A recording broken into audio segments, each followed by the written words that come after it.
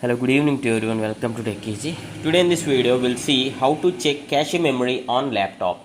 We usually think that only RAM memory in laptop is responsible for faster working and faster performance, but cache is equally important when you consider the laptop speed. So this is on my brand new Lenovo laptop, which is Lenovo AMD Ryzen 5 5625U laptop. Let me click on the properties here.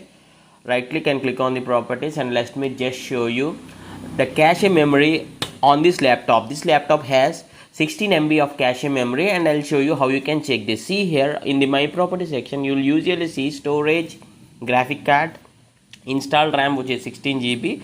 Okay, but cache memory here, it won't be available. You need to check the cache memory in another area. This is on the my system properties. Okay, so what I'll do is I'll just minimize this. Okay, I'll just minimize this for a moment, and on the menu bar I'll be right clicking on this and click on task manager. So this will open the task manager, and at the left side you will see the second option, which is the performance tab.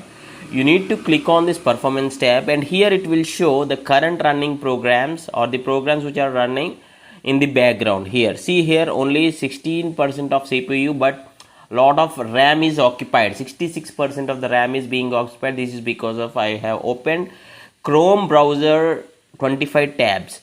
What you can do is, see here in the list, in the performance tab, the first option is CPU. You need to click on the CPU, and when you click on the CPU, at the bottom you can find L1 cache, L2 cache and L3 cache, and L3 cache is the capacity of 16 MB for my laptop. 16 MB is far better, really good cache you can consider for a budget laptop which is under 40,000.